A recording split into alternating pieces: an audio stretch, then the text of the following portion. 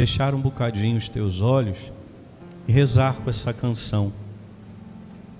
Ouça essa canção, se você souber, cante com ela, mas reza com ela. Diz ao Senhor que o que importa para você é a esperança na misericórdia infinita que Ele tem. Cantemos, façamos dessa canção a nossa oração.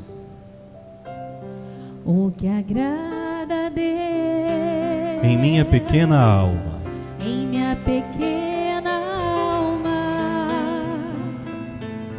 é que eu ame minha pequenez e minha pobreza. e minha pobreza. Mais uma vez, do início. O que agrada a Deus Em minha pequena alma, em minha pequena alma, é que eu ame minha pequenez e minha pobreza e minha pobreza é a esperança cega é a esperança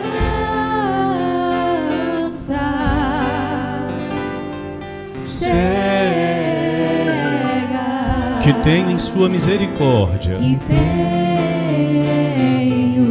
em sua misericórdia. Declara essa verdade. É a esperança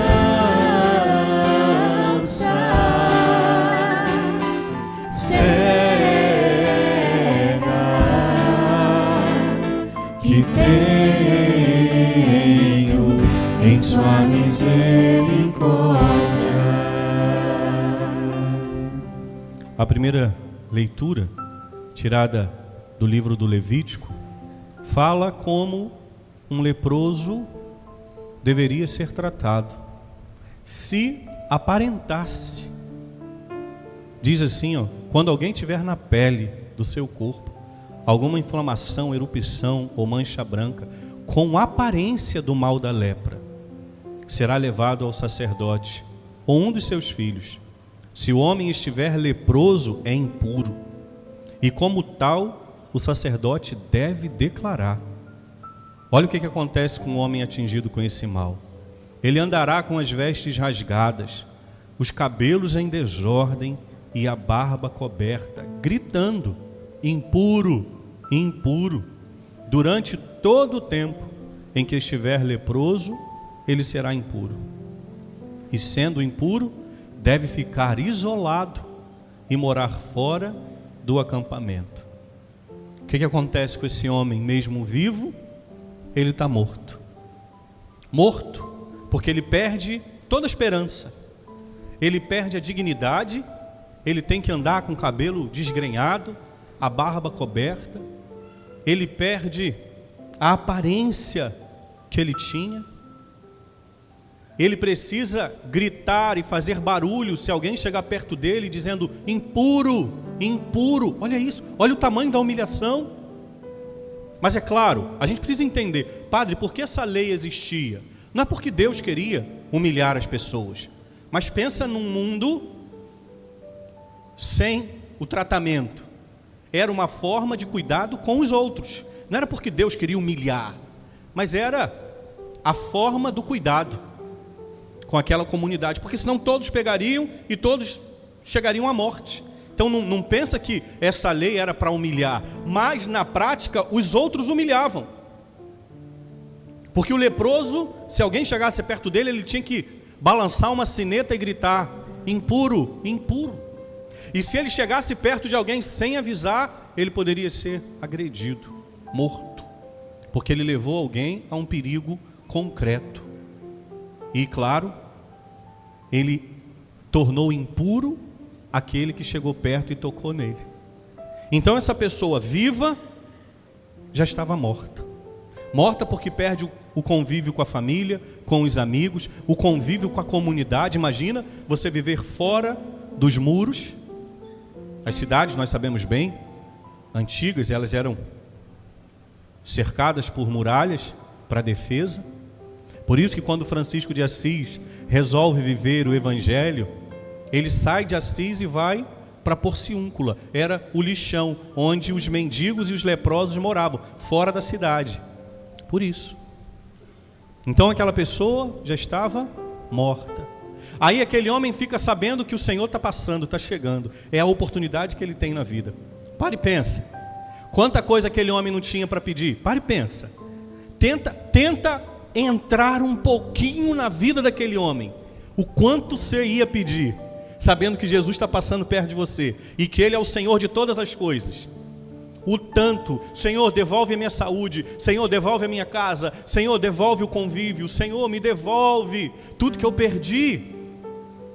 O quanto aquele homem tinha a pedir, mas de forma humilde, diz a palavra, ele vai até Jesus e de joelhos ele diz: se queres, tem o poder de curar-me. Se queres, tem o poder de curar-me. Eu queria separar essa homilia com vocês. Eu gosto das coisas divididas ou bem explicadas, porque a gente consegue gravar. E aí eu queria dar uma dinâmica à homilia. Eu queria te oferecer 3 pequenos slides para você, se você falar, o que o padre falou na homilia? Dá para ser? O povo dela aí de cima? Deu? Obrigado. Então eu vou separar em 3 slides. O primeiro, as minhas dificuldades. As dificuldades daquele homem era humilhação, indigência, doença, a distância da família, a distância do convívio social. Olha quantas dificuldades. Mas aquele homem foi até diante de Jesus, se colocou de joelhos, e na hora de pedir, ele não pediu por nenhuma dificuldade. Se vocês pararem para pensar, ele não pediu. Ele pediu por uma coisa. Qual foi?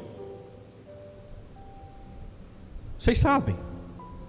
Pela vontade divina. Se o Senhor quiser. É só se o Senhor quiser. Se o Senhor desejar, o Senhor tem, diz aqui, se o Senhor desejar, o Senhor tem o poder de curar-me. Ele não diz: Senhor, me cura. Ele não pediu. Ele não pediu diretamente pela cura. Ele pediu pela vontade divina. Se o Senhor quiser, o Senhor tem o poder. Então, diante das dificuldades da vida daquele homem, diante de tudo que ele passava, ele soube pedir a vontade de Deus. O que não é fácil, tá? Diante das dificuldades da vida, porque na nossa cabeça fica muito claro.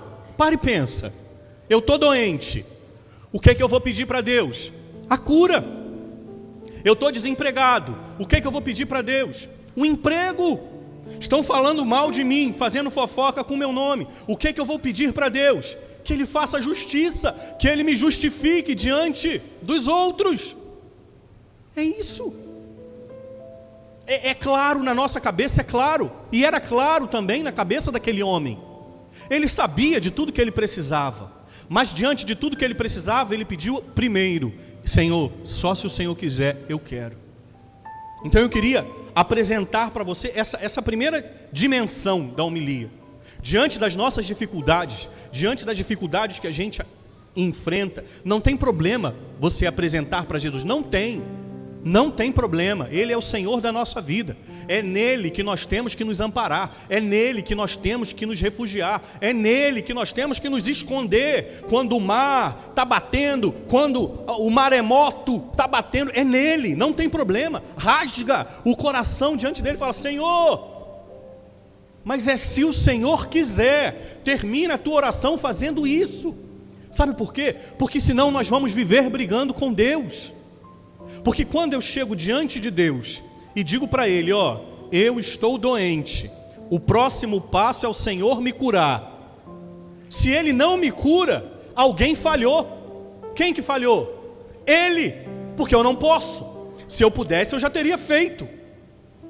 Senhor, um familiar meu está muito doente, à beira da morte. O próximo passo, pela lógica, é o Senhor restituir a saúde dessa pessoa. Aí Ele não restitui, essa pessoa vem a óbito. Quem falhou? Ele. Porque se dependesse de você, você já teria feito. Mas não depende de você, depende dele.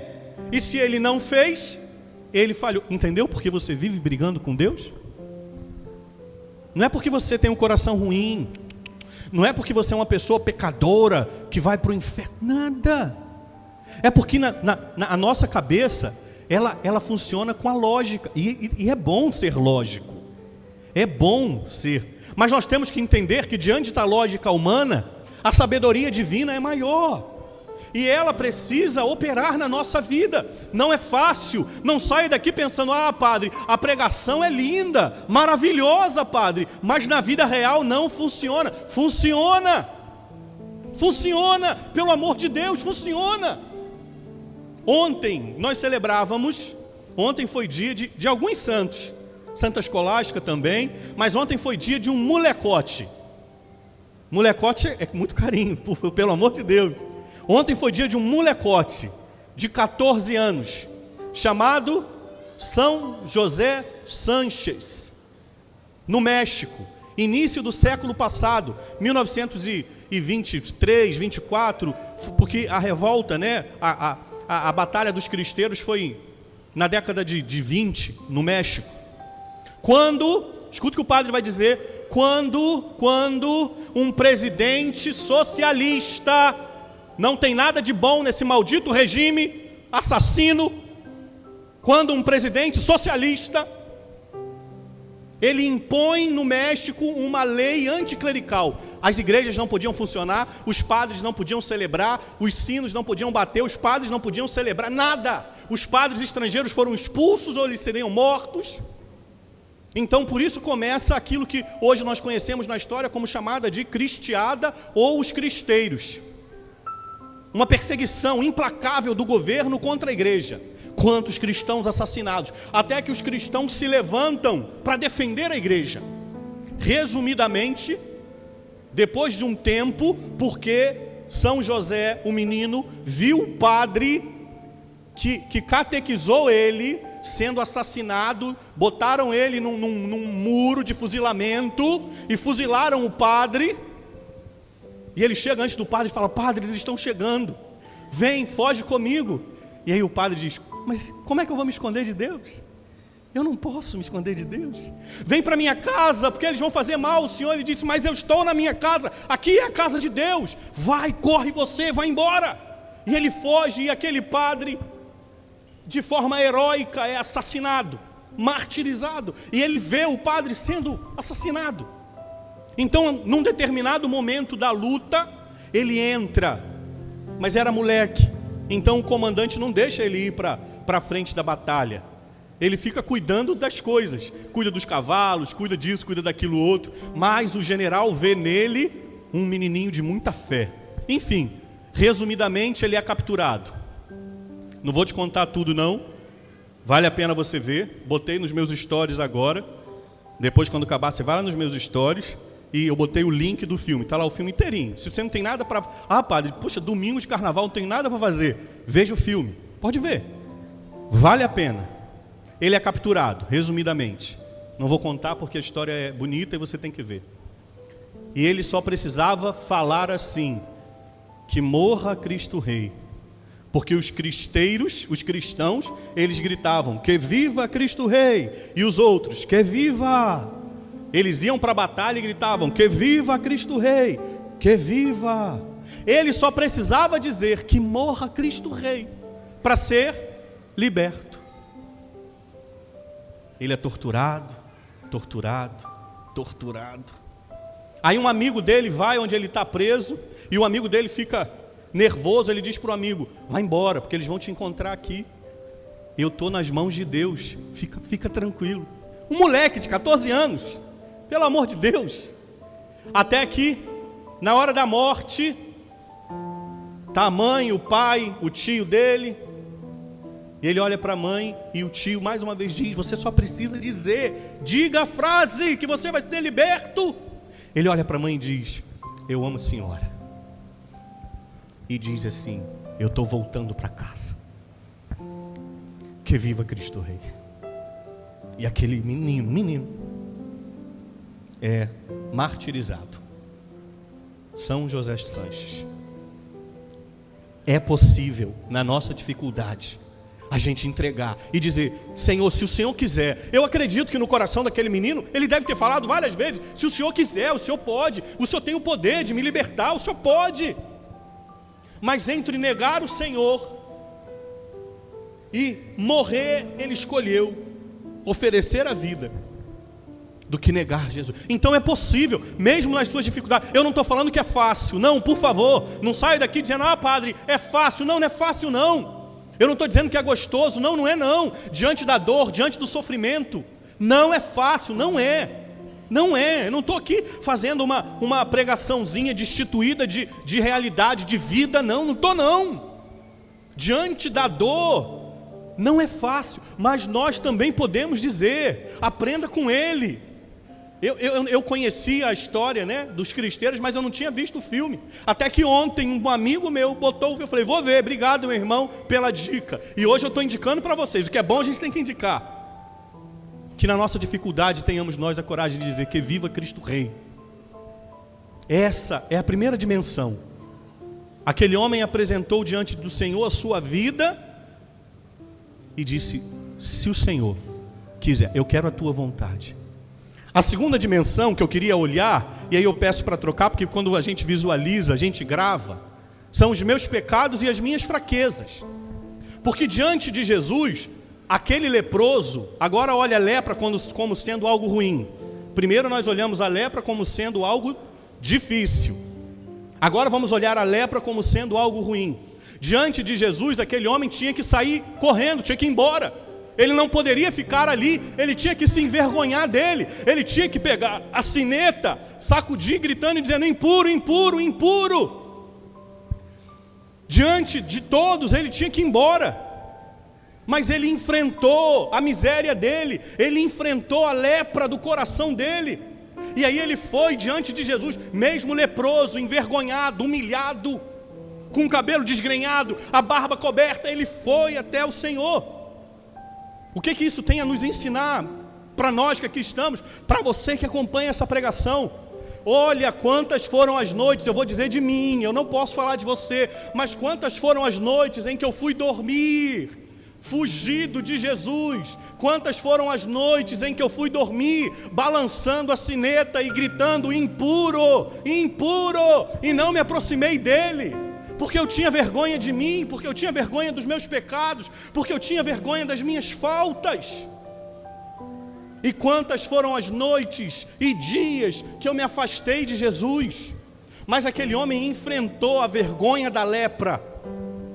Nós precisamos, escuta o que o padre vai dizer, enfrentar a vergonha dos nossos pecados. Nós temos que enfrentar as vergonhas do nosso pecado, porque o pecado primeiro ele nos atrai, e depois ele nos humilha. É com você, é com você, é com você, é com você, é com você, é com todo mundo. Primeiro ele nos atrai, depois ele nos humilha. E aí na hora da humilhação, nós que temos a marca do pecado original, da soberba, da desobediência, a reação que nós temos depois da humilhação é esconder. Isso não foi você que inventou isso não, meu filho. Não foi você que inventou isso não, minha filha. Lembra lá no paraíso? Depois que eles tomaram do fruto, Deus falou, Adão, onde você está? Estou aqui. A gente está escondendo. Quem disse que vocês estão pelados? Não, a gente descobriu. Olha a vergonha. Isso não foi você que inventou não. Isso já vem desde os nossos primeiros pais. Mas é nessa hora que nós temos que ir até Jesus. Escuta o que o padre está dizendo, por favor. Escuta o que o padre está dizendo. É nessa hora que nós temos que ir até Ele, colocar o nosso joelho no chão e não pensar, padre, eu não consigo ajoelhar. Não é o joelho físico, se puder que seja. Ajoelha no teu quarto, apaga a tua luz quando ninguém está te vendo, bota o teu joelho no chão e fala, Senhor, olha como eu me apresento hoje. Mas se você não puder, se a idade não deixa, se a dor não deixa, reza de pé, reza sentado, enfim. Mas se coloca diante de Jesus e fala, Senhor, olha o que eu vim te apresentar hoje, a lepra do pecado. Eu estou envergonhado da tua presença, a minha vontade era fugir, me esconder, mas eu vim aqui. E depois disso, escuta o que o padre vai falar, hein? Depois dessa sua oração, quando você acordar no outro dia, vai procurar o padre e vai se confessar, porque nós somos católicos. Nós somos católicos e o católico segue a palavra de Deus. Está lá no Evangelho de João 20:23. A quem perdoardes os pecados, eles serão perdoados. A quem não os perdoardes, eles lhes serão retidos. Nós que somos tantas vezes ultrajados, que não vivemos da palavra, é mentira. Vivemos da palavra e por isso nós confessamos os nossos pecados aos sacerdotes, porque depois da ressurreição, Jesus entrou naquele lugar onde eles estavam, soprou sobre eles o Espírito, está lá no Evangelho de João 20, e disse: a paz esteja convosco. A quem perdoardes os pecados, eles serão perdoados. A quem não os perdoardes, eles lhes serão retidos. Está aí, nosso Senhor Jesus Cristo instituiu o sacramento da confissão. E você que é católico, você que é católica, vá procurar o padre e diga: padre, eu estou arrependido, eu estou arrependida, eu pequei. E se confesse, porque senão você vai ficar só com a primeira parte da dinâmica, o reconhecimento da fraqueza e apresentando a sua fraqueza na oração. Maravilhoso, o nome disso é contrição perfeita. Maravilhoso, maravilhoso. Fazer isso chama-se contrição perfeita. Mas é necessário apresentar essas faltas diante do sacerdote. E deixa o padre dizer uma coisa para você: padre também se confessa. Deixa o padre dizer uma coisa para você: bispo também se confessa. Deixa o padre dizer uma coisa para você: o papa também se confessa, porque nós também somos pecadores. E o Senhor instituiu o sacramento da penitência a homens pecadores, mas instituídos, ordenados pela graça do seu sacerdócio. Não é o padre que te perdoa os pecados, mas é o Cristo em persona. É o padre em persona, Cristo, na pessoa do Cristo. Por isso você vai ouvir, quando o padre impuser as mãos sobre você, ele vai dizer: eu te absolvo dos teus pecados, porque é o Cristo, pela voz do sacerdote. Então, a primeira dimensão, as minhas dificuldades, as minhas lepras, que não são culpa minha, mas às vezes acontece, eu devo apresentá-las a Jesus.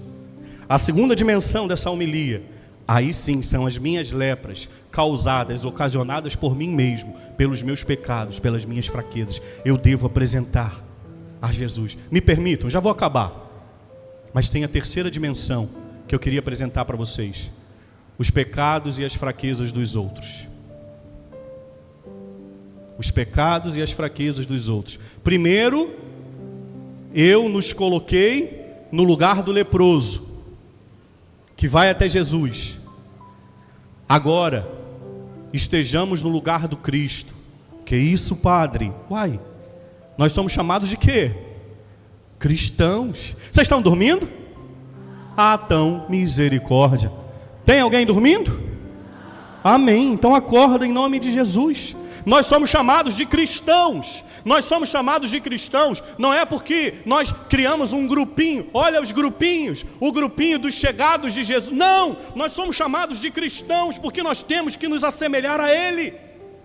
Agora se coloque no lugar de Jesus. Escuta o que o padre vai dizer. Quanta gente tem vergonha de se aproximar de você. Quantas pessoas têm vergonha de se aproximar de você porque elas sabem que elas erraram. E você, como juiz, como juíza, dona da verdade, bate o martelo e fala: pecado, condenado, está condenado no inferno. Por isso que as pessoas às vezes têm vergonha de se aproximar de nós. Não seja o juiz da sua casa, porque é o Senhor quem será o nosso juiz no tempo da justiça. Agora nós estamos vivendo o tempo da misericórdia. E quantas pessoas não se achegam a nós, porque elas sabem que se elas se achegarem a nós, elas vão tomar uma cajadada na cabeça. Sai daqui, leproso, sai daqui, leprosa.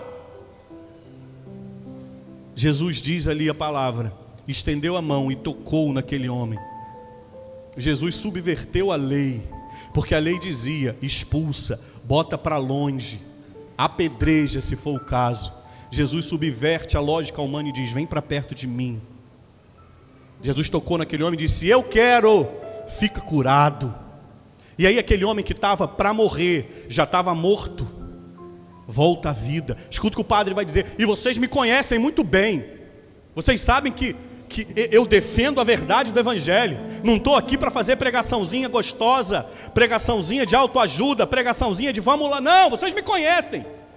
Eu não estou dizendo para você passar a mão na cabeça de ninguém. O errado é errado, ontem, hoje e sempre. O que foi errado ontem vai ser errado hoje e será errado amanhã. Mesmo que o mundo diga não é mais errado, é errado sim. Mas deixa o padre dizer uma coisa: quem está no erro já sabe. Quem está no erro já sabe. Cabe a nós a tarefa de estender a mão, tocar e dizer: vem, fica curado. Você não vai passar a mão e dizer: está tudo bem, eu te amo, eu te aceito. Claro que aceita. O amor é capaz de trazer para perto. Mas pare e pensa, quando Jesus encontrou Zaqueu. Jesus falou: Zaqueu, hoje a salvação entrou na sua casa. Vem, mas continue roubando, seu ladrão. Quando Jesus encontrou a prostituta, ele disse: tu tem 5 maridos você teve, e o que você tem agora não é seu. Ele não disse para a prostituta: que bom que você me encontrou, continue adulterando. Ele não falou isso. Quando levaram a adúltera diante dele, ele não disse: vamos, minha filha, levanta, cadê aqueles que te acusavam? Não estão aqui, vai e volte para a tua vida de adultério. Ele não fez isso. Absolutamente ele não fez isso. Mas ele trouxe para perto Zaqueu, que era um trambiqueiro. Ele trouxe para perto a samaritana no poço, que era uma mulher adúltera, que já tinha se deitado com um monte de homem, casado. Ele levantou aquela mulher adúltera que levaram, que queriam apedrejá-la, ele trouxe ela para perto. Todos que trouxeram para perto de Jesus, ele trouxe para perto dele. E trazer para perto dele foi a mudança de vida daquelas pessoas. Escuta o que o padre vai dizer. Talvez tenha gente morta na sua casa. Talvez tenha um monte de gente morta, um monte de lepra na sua casa. Talvez você já tenha tido até brigado nesses poucos dias de carnaval, porque alguém da tua casa quis sair vestida feito uma prostituta, quis sair vestido feito um prostituto, porque é isso que está acontecendo. Homens e mulheres andando na rua como prostitutos. E talvez você já tenha apedrejado, talvez você tenha botado o dedo na cara, talvez você tenha chamado de sei lá qualquer nome. Está errado, está errado. E vai continuar errado, e não interessa que o mundo diga que não está. Ontem eu estava vendo a internet, que desgraça. Tem um site esquerdista, não tem nada que preste na esquerda, é uma desgraça. Um site esquerdista, a matéria é ela: como, eu não vou usar a palavra que está lá, porque eu tenho respeito ao lugar que eu estou, mas traduzindo era: como transar no bloco rapidinho. Algumas formas de transar no bloco sem tirar a roupa.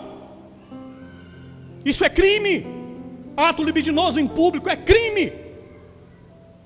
E aí uma mídia ensinando: está errado, vai continuar errado e sempre será errado. Isso e todo e qualquer outro tipo de coisa. Mas deixa o padre dizer: se tem alguém na sua família vivendo assim, talvez tenha alguém na sua família se perdendo agora nesses blocos infernais da vida. Ai, padre, dá para curtir o carnaval sem... Não dá. Não dá.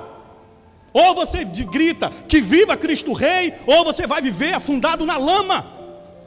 Claro que dá para viver o carnaval. Vai na beira da praia, toma água de coco com a tua família, passeia, vai no jardim botânico, vai no jardim zoológico, vai na lagoa, vai, pega o carro e vai para a montanha, vai na serra, sente um friozinho, come um fondue. Agora não dá para você andar no meio daquela prostituição e não se manchar, não dá. Não dá, escuta o que o padre está dizendo, porque você vai pecar com um olhar. Se você ficar parado 1 minuto, você vai pecar com um olhar, porque vai passar uma mulher pelada, vai passar um homem pelado, e você está completamente, você pode ir fantasiado de padre, coberto do pescoço ao pé, mas você vai pecar, porque você vai pecar com os olhos. E não vou, vai, claro que vai.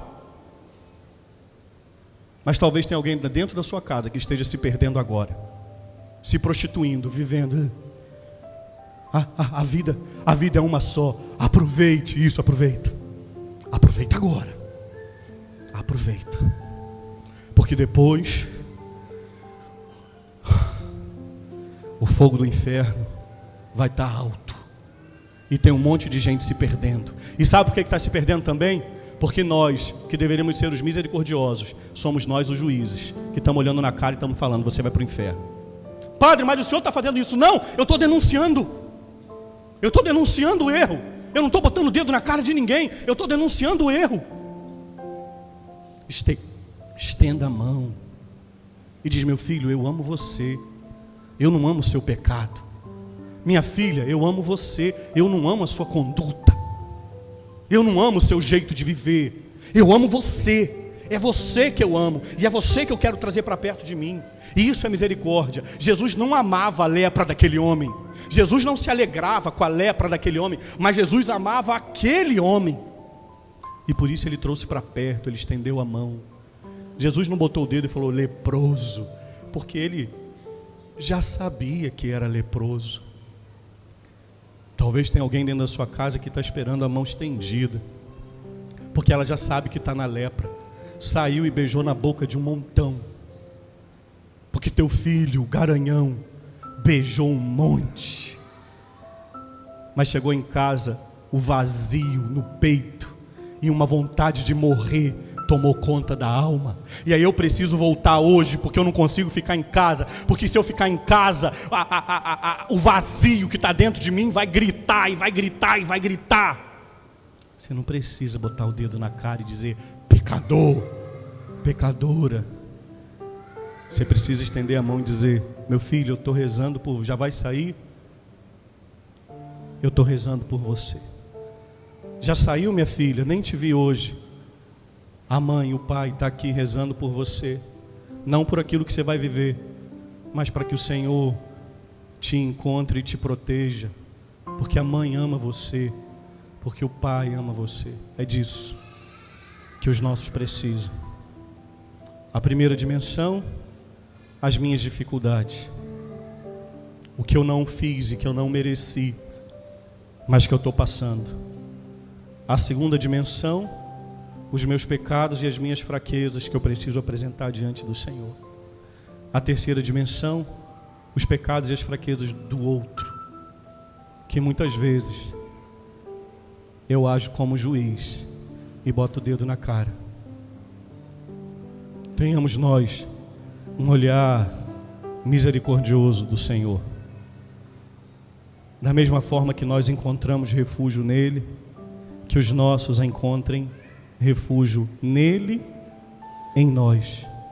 Porque talvez o seu filho ou sua filha nem saiba rezar, não encontra Jesus na oração. Seu filho vai encontrar Jesus no seu abraço.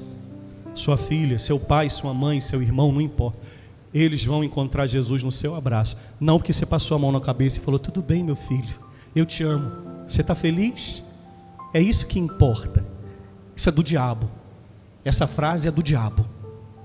Não existe você estar feliz, é isso que importa. Mas eu amo você, meu filho. Eu amo você, minha filha. A mãe continua aqui rezando por você. O pai continua, o avô, a avó, enfim, o padrinho, a madrinha. Eu estou aqui rezando por você. É isso que vai trazer a cura do coração daqueles que estão feridos. Mas para a gente viver essa dimensão da misericórdia, primeiro nós temos que nos reconhecer necessitados dessa misericórdia. Por isso eu queria te convidar a fechar um bocadinho os seus olhos. Se coloca diante de Jesus. Viva primeiro agora a primeira dimensão.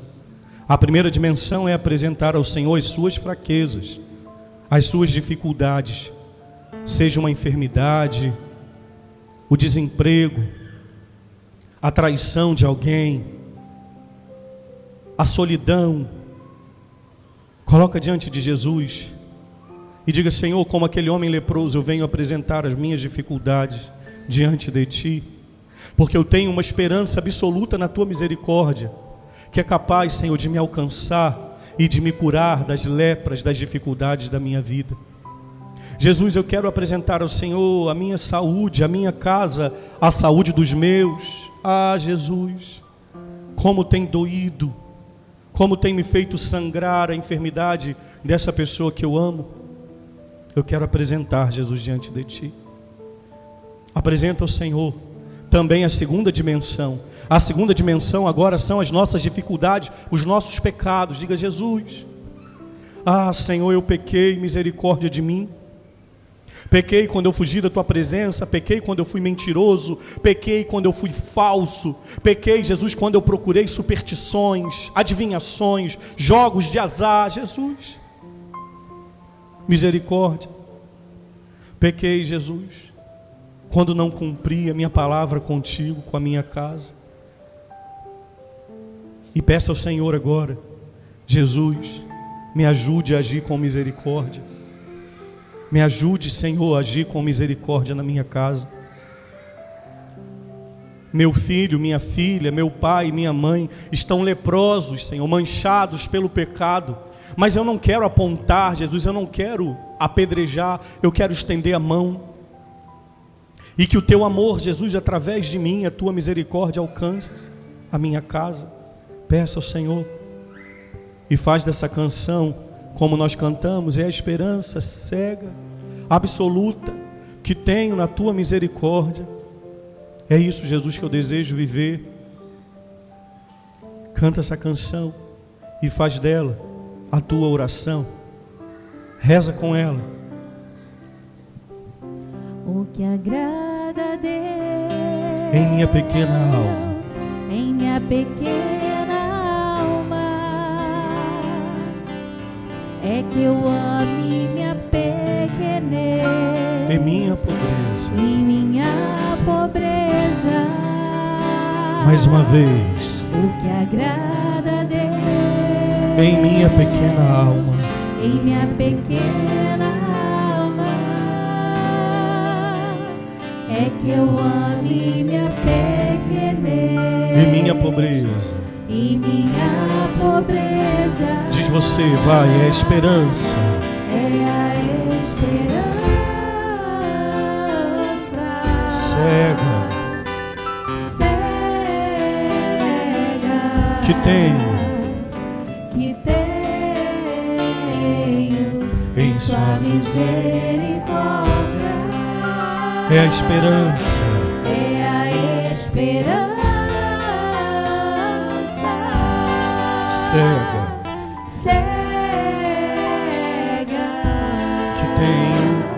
que tenho em sua misericórdia. Creio em Deus Pai Todo-Poderoso,